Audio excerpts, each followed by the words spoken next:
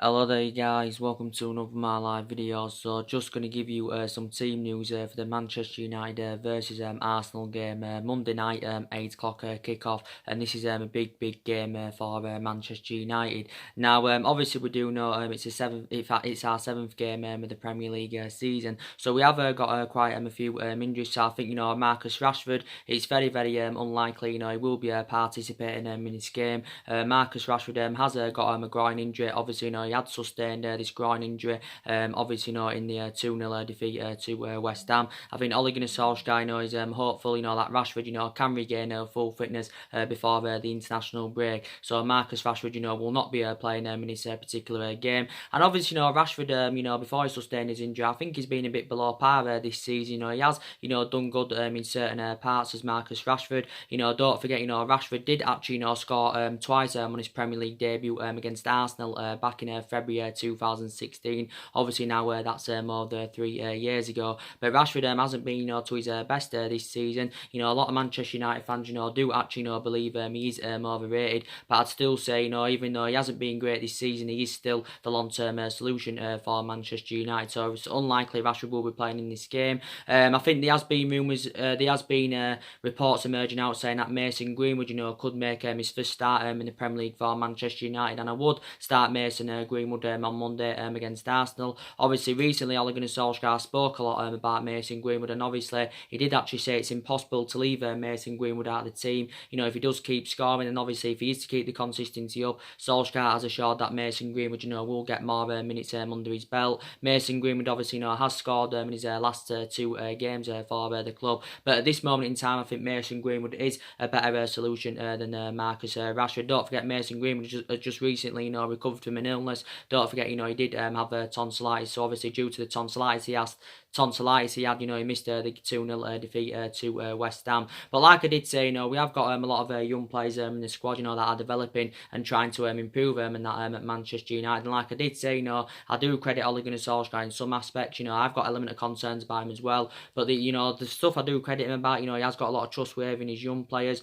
Obviously he recommended 3 good players to the squad during the summer, and also he did get rid of a lot of the deadwood, throughout the course of the summer. But yeah, so I think maybe some of the young upcoming players, maybe we do need to orchestrate on loaning them out, because maybe it will be beneficial for their career. Obviously in that aspect, it will gain them more experience, and maybe Mason Greenwood is the only young upcoming player that will become a success at Manchester United. But time will tell. But yeah, I definitely would start Mason Greenwood in this game. Martial now, I was reading some reports quite recently, and he did actually say Anthony Martial could return for the game against Arsenal on Monday. But I've just recently read Sky Sports, and it actually says now that Anthony Martial is a doubt. Don't forget Anthony Martial has missed the last 4 games for Man United in all competitions with thigh injury. And like I did say, before he sustained this injury, he enjoyed a pretty decent start to this season.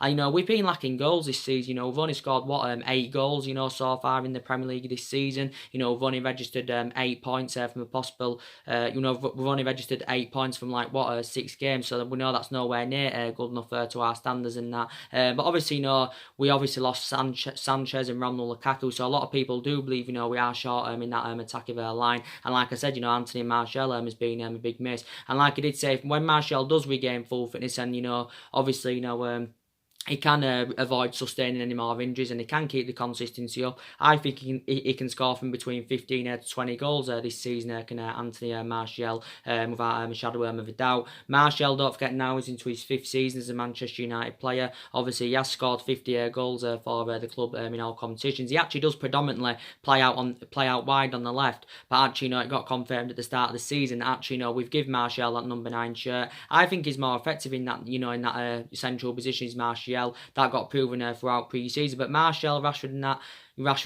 they are compatible in that aspect, because they can both play in the same positions. Martial can play centrally, can play out wide. Rashford, of course, can play centrally, can play out wide. But I think for the majority of this season, that when Martial does regain full fitness and when he is playing, I think Rashford, will be playing him out on the flank. But yeah, this season Martial's played in number 9, and of course Marcus Rashford has played in the number 9. But I think Martial will not be playing in this game.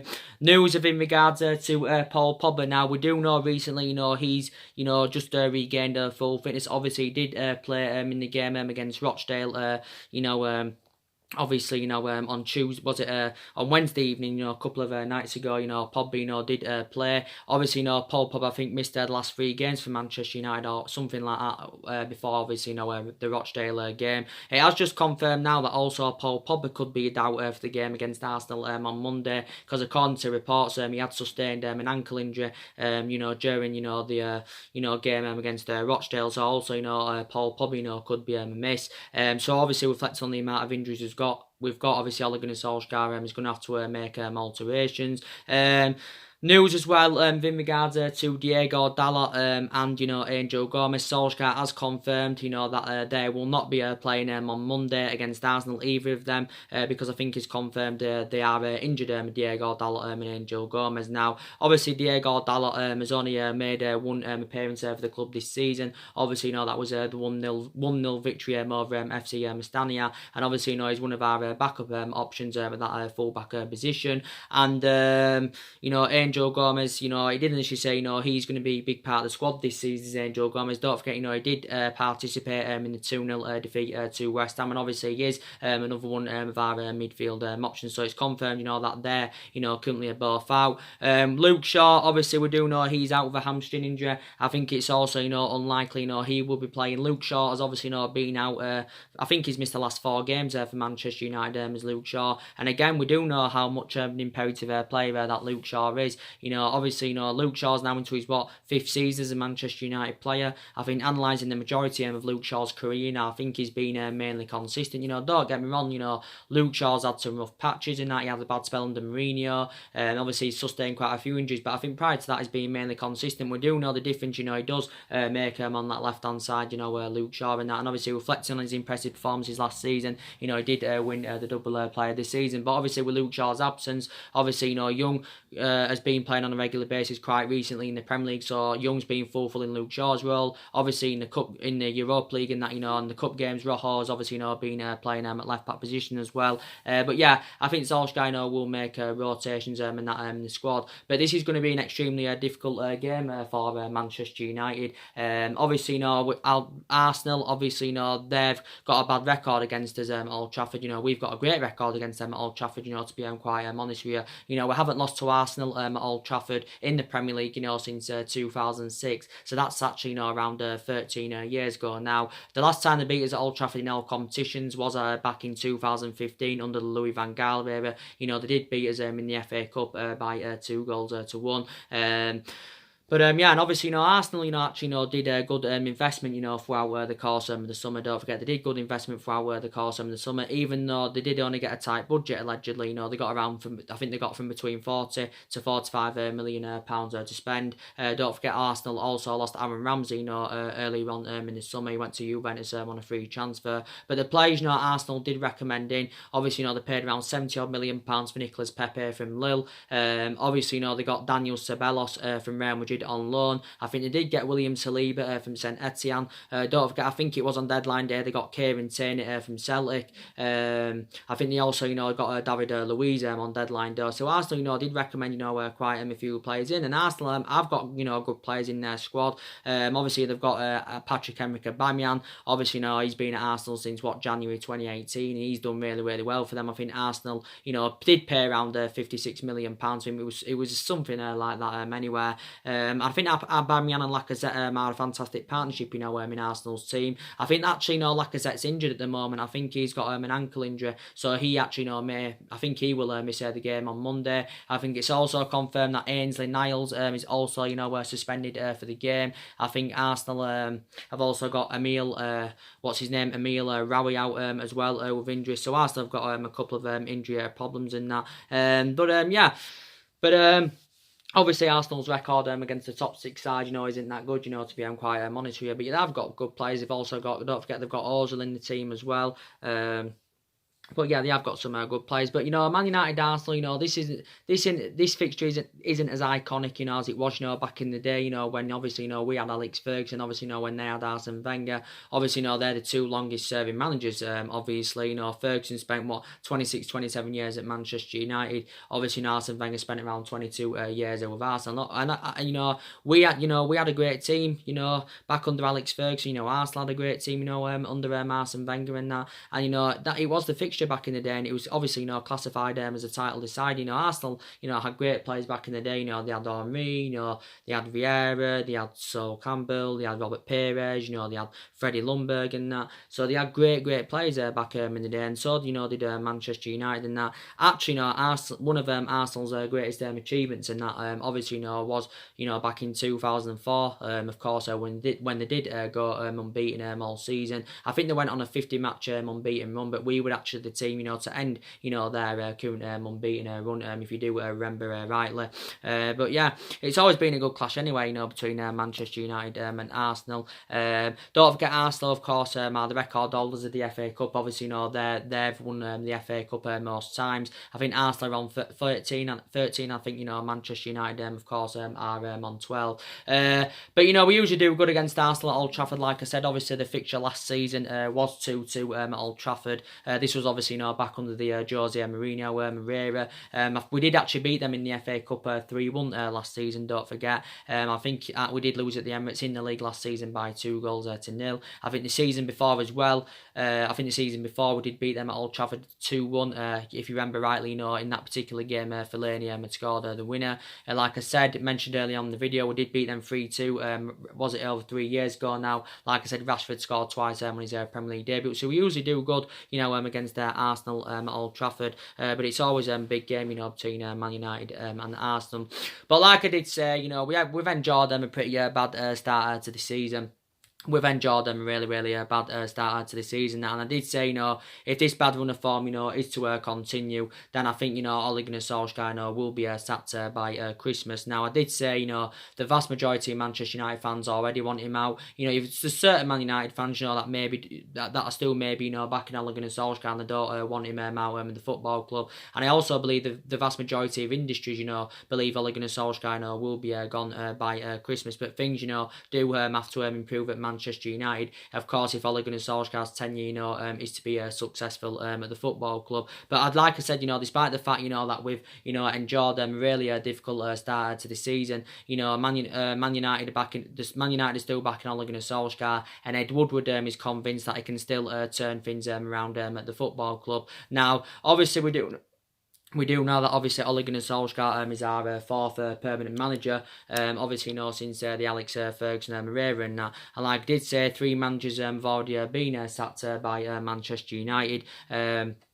Obviously, 3 managers have already been sacked by Man United, even though we're not really known for a sacking club. And I did say anyway, you know, we haven't really got the structure, you know, to keep sacking managers. And like I said, I hope his tenure, you know, can become successful at Manchester United. But I haven't really, you know, seen any improvements under Solskjaer, you know, than what I saw under Mourinho, Louis van Gaal, and of course David Moyes and that. But I think, you know, he's definitely under pressure at the football club. Obviously, you know, I think we are tactically inept. You know, Ole Gunnar Solskjaer tactics are questionable. I think the personnel's there, but, you know, basically the performances are just not good enough. But, you know, I don't only think, you know, the blame stems from Ole Gunnar Solskjaer. You know, I think our inconsistency, you know, I think everyone has to take the blame. You know, I think, you know, the vast majority of the blame stems from the board, because, you know, they didn't back Ole Gunnar Solskjaer enough, you know, throughout the course of the summer as they did this year. Obviously, you know, I think the board I've definitely now got to make structural changes at the football club. I think we do need structural changes at the football club. I also, you know, believe that some of the blame stems from Ed Woodward. You know, a lot of Man United fans are also demanding Ed Woodward out at the football club. I also believe that, you know, some of the blame obviously stems from Ole Gunnar Solskjaer. He has to take some responsibility. And also some of the blame, you know, does stem from certain players in that, because obviously, you know, they are underperforming. So in that aspect, you know, they obviously, you know, do have to take responsibility in that. But, you know, like I said, you know, we've got to win this game against Arsenal. Obviously, you know, if we do want to keep our hopes up for that top 4, because I did initially say at the start of this season, you know, I said, you know, our expectations. I said it at the end of last season. I said this season, our expectations, you know, will be able to finish in that top 4, maybe perhaps win some silverware. And I did say, obviously, Ole Gunnar Solskjaer has got to exceed these expectation levels at the football club. And our aspirations in the next couple of seasons, you know, I do believe, you know, will be that top 4, because analysing our squad, squad at the moment, it's nowhere near good enough to win the league. Obviously, I think it's definitely not good enough for a top 4 finish in that, but it's not good enough to win the league. But I did say, Man United have got a great history, and we are the most successful team in England, historically in that. And reflecting on our history, and obviously reflect on the amount of money that's been invested into the football club in the last 6 or 7 years, we know that we should be much more of a commanding position than we're in now. But I'll back Ole Gunnar Solskjaer all the way. I love Ole Gunnar Solskjaer a lot. He was a great player for Manchester United for 11 years. He did flourish under Alex Ferguson's guidance and that. And of him when he was a player in that aspect, obviously he has got that proven pedigree, but he hasn't really got it as a manager. He hasn't really got that managerial experience. So obviously, that's an element of concern. Obviously Ole Gunnar Solskjaer won a couple of Norwegian titles with Molden. That he only had a short tenure with Cardiff. So he hasn't really got the managerial experience.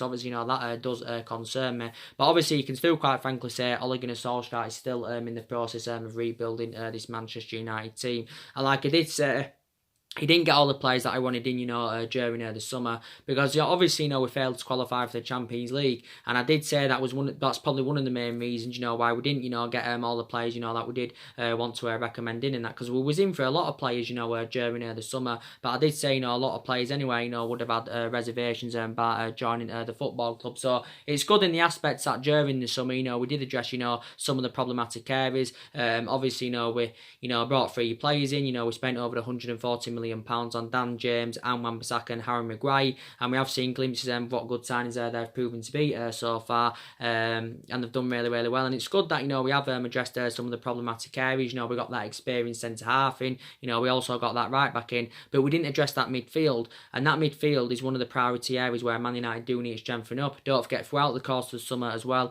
we was in search for right winner. But yeah, Ole Gunnar Solskjaer is still in the process of rebuilding this Man United squad. So I do believe we need to give him at least a couple of windows, to see, who else, he can bring in to the football club.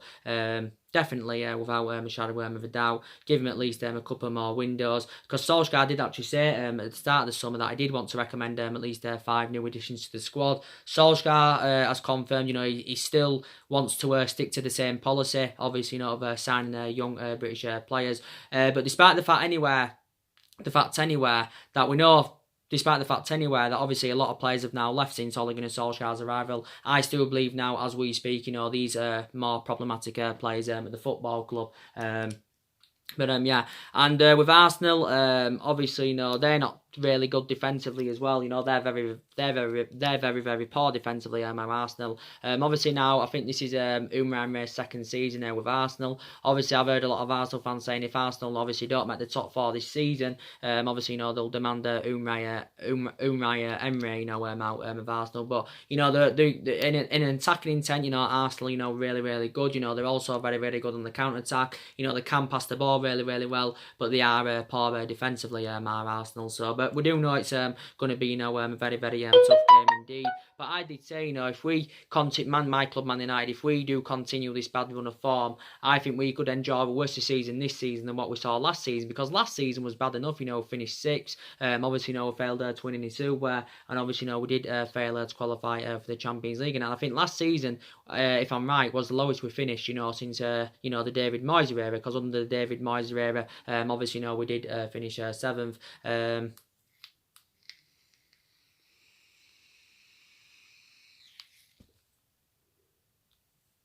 But obviously, we have got big ambitions for the future, and obviously, want to get back to winning silverware. This is obviously something that Ole Gunnar Solskjaer wants to bring back to the football club. Obviously, Solskjaer wants to bring that winning mentality back to the club. Obviously, as well, wants to bring that fear factor back to the football club, and we know none of them have been there, since the Alex Ferguson era and that. And like I did initially say, take into account, Ferguson, don't forget, didn't win out in his first 4 years at Manchester United and that. Obviously, when we recommended him in from Aberdeen back in, was it 1985, 1986, he didn't win out in his first 4 years and that. And at that point, he was on the verge of getting the sack, but we didn't sack him. And then look what we accomplished. under Alex Ferguson. That we had 20 odd years of success under Alex Ferguson, and I did say now I hope this team this day and age can replicate what the team did under Ferguson, but obviously I have got huge doubts about that. So I think I'll give Ole Gunnar Solskjaer, in my opinion, at least a season, maybe even a couple of years to see what he can currently do. But I know a lot of Man United fans believe he's not going to become successful as a manager at the football club, but this could have played a part as well, obviously, of our failure, to get a director of footballing, throughout the course of the summer. Now, that could have had a big part to play in it, because arguably you could say maybe if we had got that director of footballing during the summer, then maybe in that aspect, Ole Gunnar Solskjaer, would have been backed more. And I did initially say earlier on in the summer, and I said recently as well, we need to recommend a director of footballing, because we do need a structural change at the club. That's one of the structural changes that we do need at the football club, and that. But yeah, maybe we should have got a new sporting director in and that. But yeah, so in this game against Arsenal, obviously Harry Maguire will be playing, Victor Lindelof will be playing. Obviously, they're rested midweek against Rochdale, Harry Maguire and Victor Lindelof. And I think analysing their performances so far this season, I think they've done quite well. I think Harry Maguire has settled in at the club, really, really well. Obviously, don't forget, Man United paid £80 million for Harry Maguire. Obviously, he's the most expensive defender in the world. He's the second most our second most expensive signing behind Paul Pogba, who of course were paid £89 million for. But yeah, I think Harry Maguire settled in really, really well. His distribution's good. He shows that ability to play out from the back. And of course, he's highly experienced. And I think, like I said, if Harry Maguire in that, continues, the good run of form, his valuation will persistently grow. I don't think he was worth £80 million. I do believe, the club overpaid for him. But I did say in these markets now at this, day and age, and that obviously, you've got to overpay for certain players. But we're well known for doing it anyway. And then when it comes to letting players go, we let them go for next to nothing. So in that aspect, that's bad business from the football club, because we've been known for doing it recently. There's been prime examples of it this summer. We did it with Darmian. We let him go for just over £1 million, but reflecting back 4 years ago, we paid just over £12 million for him. So in that aspect, we've lost out on around £10 or £11 million. Obviously we let arguably one of our best players go during the summer, Ander Herrera. Obviously, the club let his contract run down, and we let him go on a free transfer, Ander Herrera, after we paid just under £30 million for him from Atletico Bilbao back in 2014. And I thought, analysing Ander Herrera, I thought he had 5 great years at Manchester United, to be quite honest with you in that. And it was a shame that we didn't recruit a replacement for Ander Herrera anywhere. Yeah. And Victor Lindelof, like I said, I think he's been mainly consistent so far this season. I think he's blended in alongside Harry Maguire. Blended in alongside Harry Maguire very, very well, if I'm going to be quite honest with you. I think he's had a couple of off games this season as Victor Lindelof, but I'd still say he's flourishing at Manchester United. And I think mainly this season he's replicating what he did in his second season, because I thought Victor Lindelof, was really, really good in his second season at the football club. Didn't really, settle in his first season. Don't forget, we paid just over £30 million for Lindelof back in 2017 from Benfica. This was obviously under the Jose Mourinho era. Obviously, good news came out the other week. Victor Lindelof has committed his long-term future with the football club. Obviously, he confirmed he signed a new 5-year deal with an option of a further year. So, very, very delighted about that. Bissaka now, he actually played midweek against Rochdale. I'm actually surprised he played. I thought he would have been rested, to be quite honest with you, but he did play in the game. Obviously, I think he played because obviously, Diego Dalot was absent, and I think that's the main factor reason why he played. And Wan-Bissaka actually, made an absolutely fantastic, goal line clearance against Rochdale, and that, we could have lost that game midweek, because the performance was absolutely abysmal against Rochdale. We had to be taken all the way to penalties, to basically beat Rochdale. We beat them 5-3 on penalties, so we scraped basically just past the League One side, and I think Rochdale are sitting 17th in League One. I think Luke Matheson actually scored their goal, and he's only 16 years of age and that, but it actually was an embarrassment. But all that matters is we are in the hat for the 4th round. But with Wan-Bissaka, a lot of people do believe that he's been one of our most consistent signings so far, and I think he's settled in again, really, really well. I think his distribution's very, very good. He makes good overlapping runs, does Bissaka, and he's only 21 years of age. And like I said, we paid around, £50 million for him during the summer from Palace, and I think so far this season he's replicating what he did last season with Palace, because don't forget, he only made his senior debut back in February 2018, did Wan-Bissaka. But I think, like I said, same thoughts about Maguire. If he keeps the consistency up, his valuation, will continue to grow. Dan James, now obviously, he also, didn't play midweek against Rochdale, should be involved in this game against Arsenal, should Daniel James. And I like Daniel James a lot, I think he's settled in, really, really well at the football club. Obviously, he has scored 3 goals so far this season for Man United, so in that aspect, he is a joint top goal scorer alongside Marcus Rashford, is Daniel James. Like I said, he he was injured, not too long ago. He had a knock injury in that. He actually sustained that knock injury in the 1-0 victory over Leicester. But he actually, didn't miss the West Ham game. He actually played in the West Ham game, did Dan James. But yeah, I have got some element of concerns about him. He doesn't track back really, really well and that, But in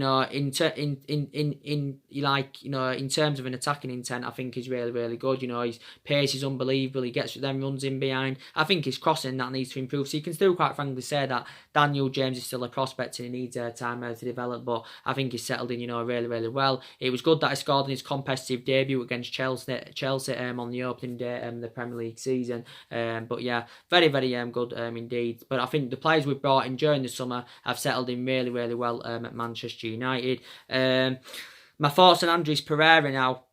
Andres Pereira's been very, very poor this season, in my opinion, in the games he has played. Obviously, he actually, was playing on the right against Rochdale midweek, and I thought, he was very, very disappointing was Andres Pereira. But I'd say give him a bit more time. He's still young, of course, and he is still developing.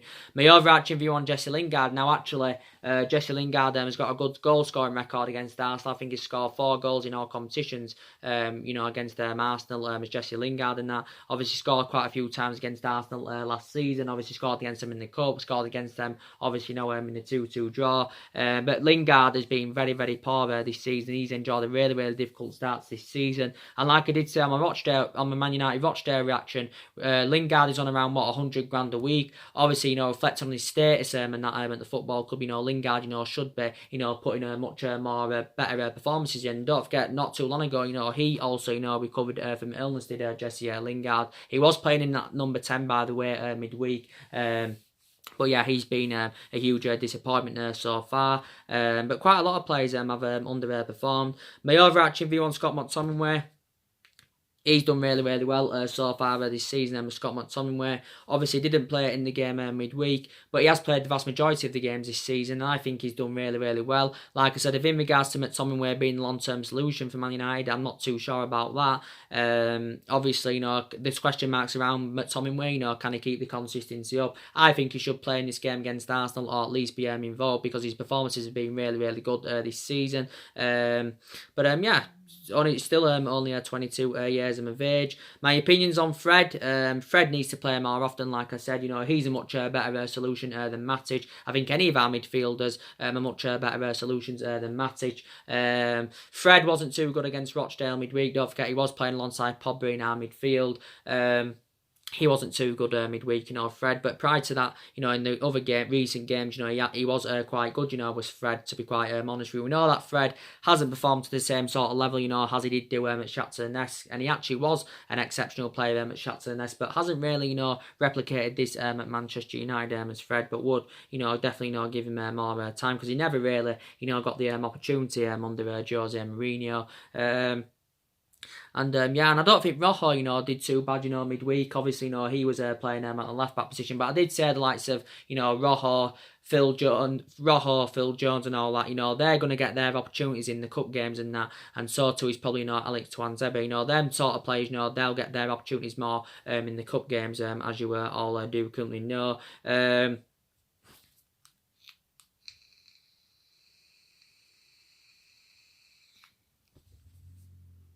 But we have to put a performance out against Arsenal. We have to put a performance out. We're just not performing well. And like I said, you can pinpoint certain games out this season that arguably Manchester United should have won. We basically should have won at Southampton away earlier on in the season. We should have won at Crystal Palace at home. Obviously, reflecting on the amount of chances we had. Obviously, we had a lot of chances in that game. We had the majority of the possession and that, but we only managed to score 1 goal, and we actually did lose that particular game. We should have really won at Wolves away. So So there's games you can pinpoint out this season that Manchester United should have won. But we do seem to be creating chances. We are creating a lot of chances, but we're just not being clinical enough in front of goal. And this just seems to be one of the problems. And this is a problem that Manchester United do need to justify. And obviously it's similar to last season, because last season, wasn't clinical enough in front of goal. And last season, we only managed 53 goals in the Premier League, don't forget. But things, need to definitely improve at Manchester United. And that it's good that we're creating chances, but we just need to be more clinical in front of goal.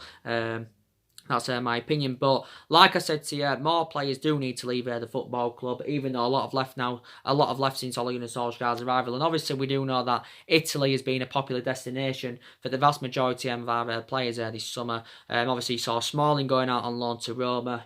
He went to Roma for just under £3 million. Obviously, Smalling actually served 9 years at the football club, so he was a long-serving player at Man United. Obviously, Smalling nearly served a decade at the club. Obviously, despite the fact that Smalling left, though, we've still got 6 centre-backs in the team. Darmian went to Italy, Lukaku and Sanchez, of course, went to Inter Milan. Both of them did. So obviously, in that aspect, they are reuniting together. Our Alexis Sanchez and Romelu Lukaku and that. But a lot of people now do believe, we are short of options up front. But for me, I think the players, now that do need to go in January or next summer. I think Ashley Young needs to probably leave at the end of the season. Obviously, Ashley Young's past his sell-by date. Obviously, that's reflected on his age, because Young is now 33. He's 34 next year. He's Ashley Young. Like I said, he's been at the football club 8 years. He's now into his 9th season as a Manchester United player. And don't forget, we did give him a new 1-year extension last season, Ashley Young. Obviously, Phil Jones, I think he needs to be moved on in January or next summer. Don't forget, we can cash in for Phil Jones. If we can get rid of him, either in January or next summer, we can cash in for Phil Jones and that, because obviously he signed a new long-term contract last season, did Phil Jones. Again, another long-serving player at the club. He's been here 8 years. This is now his 9th season as a Manchester United player. Is Phil Jones. He has made over 300 appearances for the club in all competitions. Marcus Rojo, another player I think that needs to be moved on, in the future. Obviously, don't forget, he was subjected to transfer speculation early on in the summer. Obviously, Everton, don't forget, did inquire about getting him on deadline day. If you do remember rightly, Rojo's just got under 2 years left on his contract on Man United. To be fair, like I said, he did well midweek. Obviously, he's made 2 appearances for the club this season as Rojo, just like Phil Jones. Rojo did really, really well throughout pre-season. And his versatility is very, very good, because he can play in various positions in that back line. And that predominantly, centre-back can play as a left-back and a wing-back, don't forget. As well. But I think he needs to be moved on in January or next summer. I think also Nemanja Matic, he's another problematic player at the football club. Like I said, he's too slow. He makes that midfield, of course, look totally imbalanced. So I think he's also, another player, that does need to leave the football club. We could try and cash in for him in January. Don't forget, Matic's current deal does expire at the end of the season. It does expire at the end of the season, does Matic's current contract. But we do have an option, to extend it by a further year. Matic is now, don't forget, into his 3rd season as a Manchester United player. Obviously, he's made about 90 appearances for the club in all competitions. The vast majority of appearances have come in the Premier League. He's made around 67 appearances in the Premier League. And Matic is now, 31 years of age, so he is aging up. He isn't getting any younger. Obviously, at the time, we did get him back under the Jose Mourinho era. He wasn't our first choice. He was like, our 3rd choice signing and that. But I think Matic is infuriated with the lack of game time he's been getting. Obviously, he's been playing recently, mainly due to the absence of Paul Pogba. But yeah, I think he's initially lost his place in the team. Scott McTominay, don't forget, reports were emerging out the other week, actually, saying that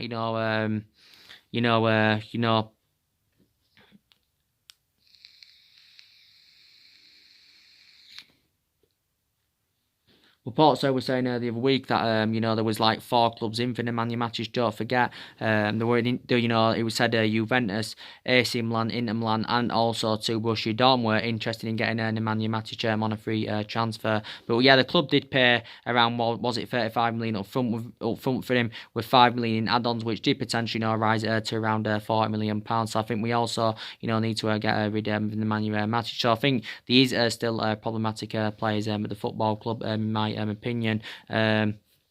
But like I did say, I want Ole Gunnar Solskjaer, to succeed at Manchester United, and it's good, obviously, that he's already making plans for the January window. I think also Ed Woodward is making plans for the January window, and like I said, Solskjaer does want to stick to the same policy. But yeah, we need to see who we can try and get in January. Maybe need to see who we can try and get in next summer. But analysing it, I think Manchester United, do need at least three world class signings. If we are to be a future, title contenders. But like I did say, a lot of money has been invested at Manchester United. Obviously, over £140 million has been spent this summer under Solskjaer. Obviously, just under £400 million was spent under Mourinho. He recommended 11 players into the football club. Obviously, don't forget, over £200 million was spent under Van Gaal. Obviously, around £67 million was spent under David Moyes and that. So, obviously, an estimated guess we spent nearly around £900 million on players in the last 6 or 7 years. And that's obviously, disregarding what was spent under Ferguson. Obviously, if you want to take into account what was spent under Ferguson, obviously it's way over £1 billion, that the football club have spent. Don't forget, obviously, we have now got players on big contracts. Yeah.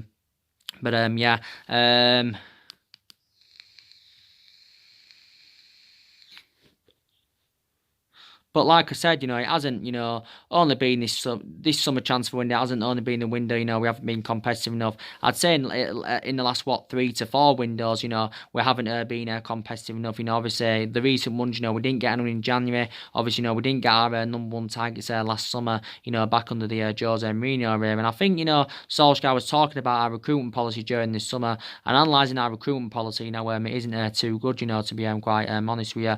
But Solskjaer now, I think he's now been Man United manager for like what, 10 months is it, or something like that. So quite frankly, he's nearly been at the football club overall for the year now. Well, he's nearly been at the football club around a year now, overall. Solskjaer did get appointed into the football club in December of last year following the dismissal of Jose Mourinho. Don't forget, Solskjaer came into Manchester United as interim manager at the first.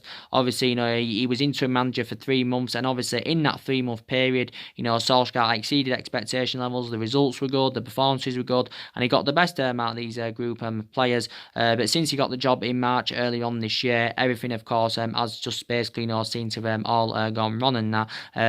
A lot of, you've got the vast majority of Man United fans now basically saying that, we did give him the job too early. Maybe we should have waited till the end of last season, or maybe we should have waited until at some point this season, to give him the job and that. But yeah, we did give him the job too early, so I will agree on that. But yeah, he did really, really well in that 3-month period. Also, our home form's been poor recently. Also our away form's been very, very poor. We haven't won away from home since the PSG game last season. Obviously, when Manchester United did produce that miraculous comeback. That's obviously Ole Gunnar Solskjaer's most iconic moment as manager, don't forget. And obviously, Solskjaer's most iconic moment as a player obviously was back in 1999, which is obviously over 20 years ago now. Of course, when Man United did win the treble, obviously, that's one of the club's greatest achievements. But yeah, like I said, Man United and Arsenal is always a very, very good game. I always look forward to these games and that. But I think, we could get some out of this, if we can put a performance out. A lot of United fans, think we're going to lose, obviously. There's a lot of United fans going in that game with a lot of negativity. I think we could possibly get some as well. Maybe we could get a draw, but obviously it's a game, deep down, Manchester United, do have to win. So it is Ole Gunnar Solskjaer, versus Unai Emery. Don't forget, we did, beat Arsenal at the Emirates, like I said, last season, the FA Cup 3-1. But that was obviously during the period when Ole Gunnar Solskjaer was the interim manager and that. But yeah, we usually do well against Arsenal at Old Trafford. But yeah, like I said, Arsenal have got really, really good players, that can cause Manchester United all sorts of problems. But both teams are defensively weak. So I think definitely, both teams, should score in the game. But like I said, so we know Angel Gomez isn't going to be playing. We know Diego Dalot's not going to be playing. I think McTominay needs to play definitely. McTominay needs to play definitely. Probably Rashford's not going to be playing. Martial's probably not going to be playing. Luke Shaw's not going to be playing. Pogba now reportedly is probably going to be missing as well.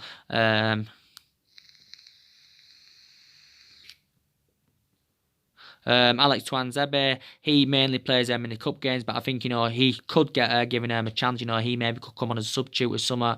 Tuanzebe, didn't as you say, he's going to be a big part of the squad this season. With Alex Tuanzebe, obviously, he's primarily a centre back, but I think he can also be used as a right back. Don't forget Tuan Zebe, but I do like him a lot. I think he's another young player that can succeed at Man United. Chong. A lot of people have got concerns about Chong. And that do Manchester United need to loan him out and that? Do you think that would be the right thing to do? Loan Chong out? He's not. He's comparison to Mason Greenwood. He's Chong. Chong obviously is a right winner. He is a right winner. Chong obviously, don't forget, he said the other week he was in negotiations with the football club over a new contract. Obviously, don't forget, early on in the summer he received loan offers from PSV and his former club Feyenoord, but he rejected them loan offers because he wants to remain loyal to the football club, at least for this season anyway. But Solskjaer did actually assure, like he did with Mason Greenwood, that Chon will get more first team opportunities. Don't forget, we've got Jimmy Garner as well. He's another one of the young upcoming players. I don't think he's played in the Premier League yet this season. He did actually, play a couple of games, throughout pre-season, Jimmy Garner. But like I said, my overarching on Greenwood is, if he can keep the consistency up, he'll get more minutes under his belt. And I think by the time he's, 23, 24, he can, become a world-class centre-forward, in my opinion, and that. But that's your news, Man United versus Arsenal team news and that, build up to the game. Maybe coming up with another video soon, to maybe give you a starting 11 prediction and that on the game. So join me then. So anyway, guys, drop your comments, likes below on the channel. If you do, consider subscribe. As always, and take care. God bless, and I'll see you all again very, very soon. Thanks for watching.